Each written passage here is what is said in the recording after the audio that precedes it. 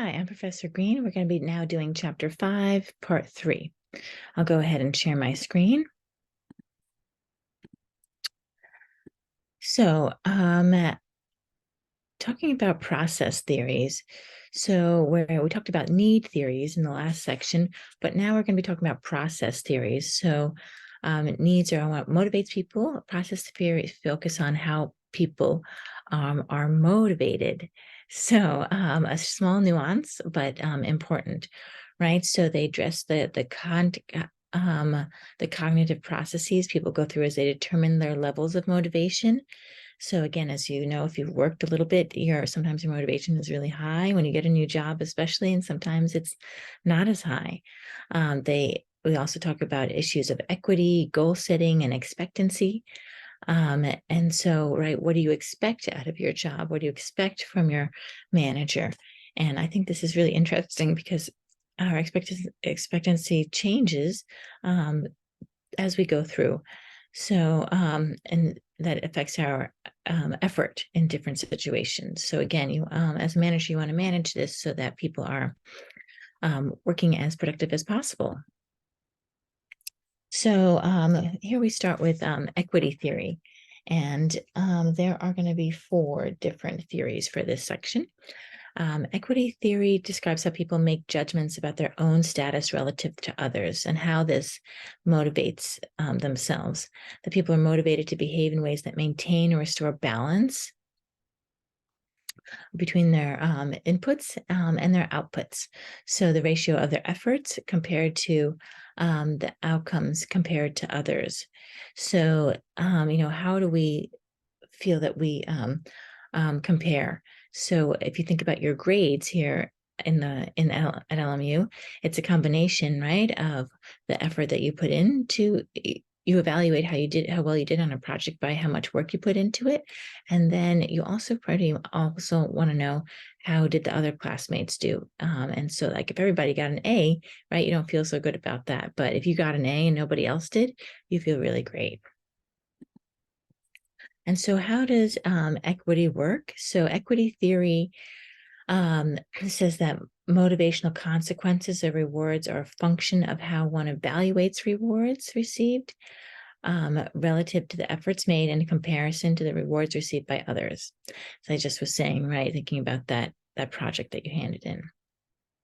And so there are 3 different ways that this is broken down.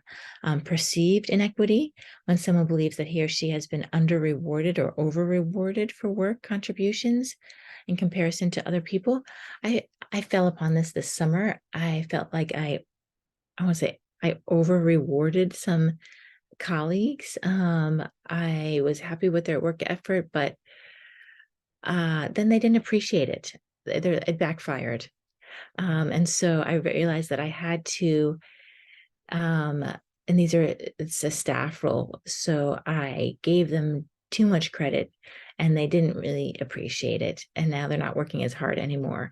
And so I really had to think about how I reward others that work on my projects with me. Sometimes people feel negative inequity when then she or she has received relatively less than others in proportion to the work efforts.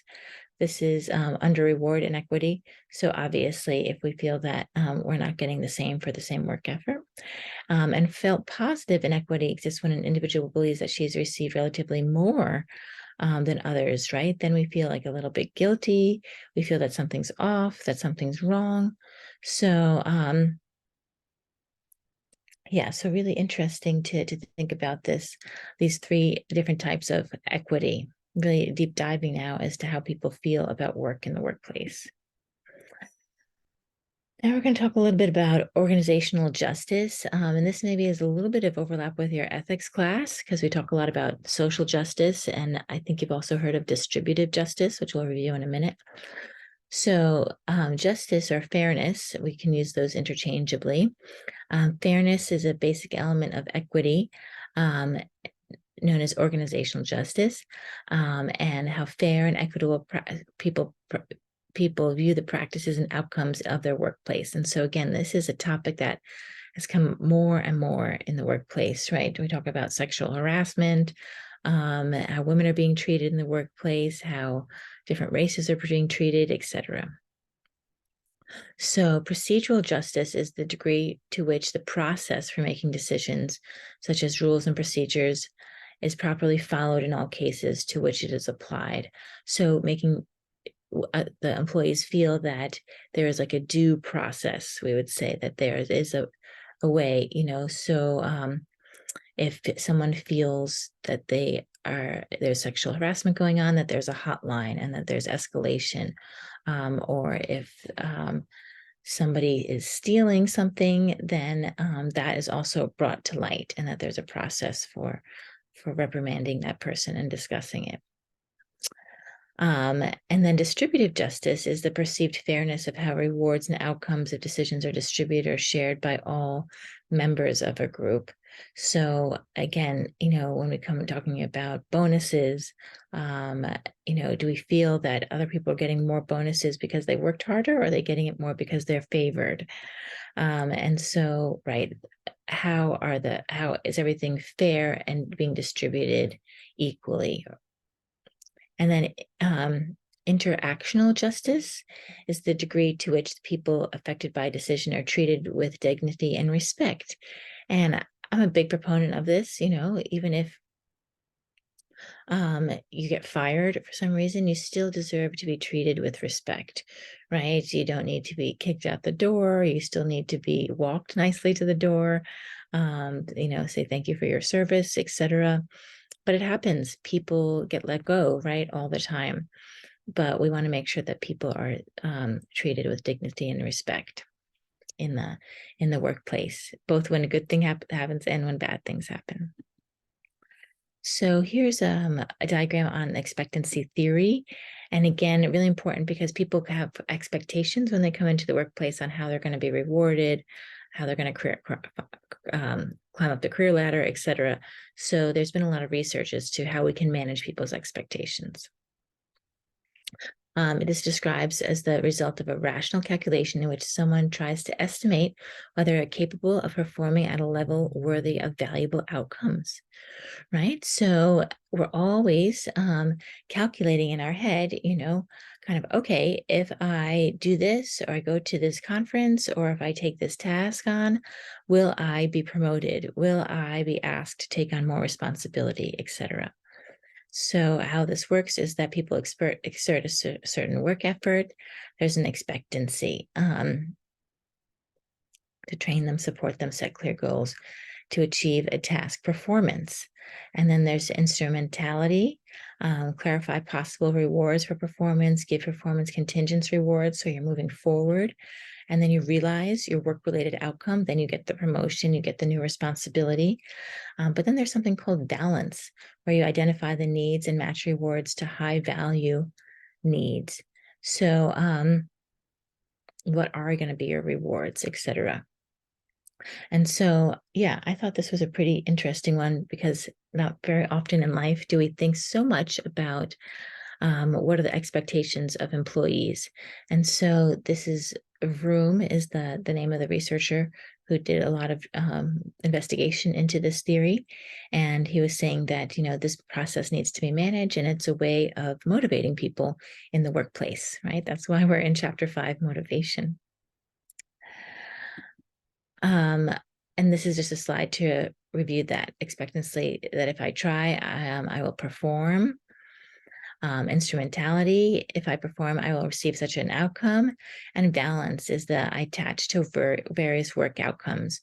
Is it a desirable outcome to me? Is it an undesirable outcome to me? Maybe I don't want that. So yeah, really great examples yeah, I'll stop there. But really good things that I can think of, maybe we're thinking that we want something, a promotion or something like that. But then when we think about it, maybe we don't want that promotion anyway. So we're not going to work as hard as we thought we would. So how expectancies work. Victor Vroom posits that motivation, expectancy, and instrumentality and balance are related to one another in this equation. So motivation is dependent on expectancy, mortality, and balance, all multiplied together. So if motivation is low, when one of these factors is low, and that motivation is wiped out if any one of the factors is zero. So if you don't have any expectations, right, you won't be very motivated. If you're not happy with what the outcome is going to be, then you're not very motivated either. So conversely, the higher the value of E, I, and V, the greater the motivation, assuming there are no zeros, right? So really interesting to see now how motivation can be quite complex. So how to manage your expectations. Select people with proper abilities, train them well, support them with needed resources, and identify clear performance goals. Sounds simple, not so simple, right? Selecting people is not so simple, right? If you're especially looking for a job that's quite technical, training them is expensive. Supporting them is expensive too, because your manager has to spend time doing that on a regular basis. And identifying clear performance goals also sounds simple, but sometimes the organization is having a hard time identifying what those goals are. Every year at LMU, we adjust and shift the goals. To influence instrumentality, the advice is to clarify performance, reward relationships, and fulfill those expectations when rewards are actually earned for the accomplishments. So making sure that the person is rewarded and not overlooked. And to influence balance, like to have the person value what the result is going to be, the advice is to identify the needs that are important to each individual and adjust rewards to match those needs. So again, that's why we have HR departments that spend time doing this all day, every day, is because each individual needs to be, looked at and identified with their particular needs. And a manager needs to understand where that person wants to go. And I think that is the interesting part of it. I think that's what I enjoy doing with my students, is talking to them and understanding where do they want to go and where can we map out for them what the best next steps are. Goal setting theory. This is the last of the theories. We will have 3 slides on this. The process of developing, negotiating, and formalizing the targets or objectives that a person is responsible for accomplishing. So this is an older theory. Edwin Locke and Gary Latham, they've been around for a long time, definitely before I was in business school. The most influential scholars. Purposeful activity is the essence of living action. So if the purpose is not clear, not challenging, very little gets accomplished. And I think that makes a lot of sense, right? This is a very traditional model, but still resonates for all of us. So if we don't know where we're headed, if we don't think it's interesting, we won't be doing it. So how does goal setting work? Difficult theories are more likely to lead to higher performance than easy goals, right? So if you have a simple task, then it's not as, most people are more motivated by more challenging tasks. Specific goals are more likely to lead to higher performance than goals that are too vague or too generic. And so that's what I have found managing people, that even people who don't work directly for me, I needed to really identify what the task was. If I gave them kind of a big picture thing, I would never get the deliverable because they didn't really necessarily always understand what it is that I wanted. So I had to sit down with them and really detail what it is that we needed or how they were going to accomplish it. Task feedback. So giving people encouragement as they move through those tasks. Goals are most likely to lead to higher performance when people have the abilities and self-efficacy to, again, choosing the right person and giving them the support and the education, the knowledge, the tools to accomplish those things. And goals are most likely to motivate people towards higher performance when goals are accepted. And there's commitment to achievement. So that's why we have a meeting with our manager at least once a year to talk about their goals, talk about next steps, and that we both the manager and the employee commit to these goals. This is probably very simple for you all because you've been doing this for the time that you've been in your work. But I have to say, when I started working in the early 2000s, this was not mainstream. to have a sit down with your manager on a regular basis and commit to some goals. It started pretty quickly, like 2005, 2006. But when I started working in 97, that was not necessarily the case. So, how to motivate through goal setting? We want to make sure that the implications are clear for both the manager and the leader. Set challenging goals, set specific goals, provide feedback, build goal acceptance and commitment, clarify goal priorities, reward goal accomplishment. Pretty straightforward. Good. And so that ends chapter 5. Thank you so much for joining me on motivation. I hope you enjoyed that. I hope you're feeling motivated to continue the course, and I look forward to discussing these topics with you in class.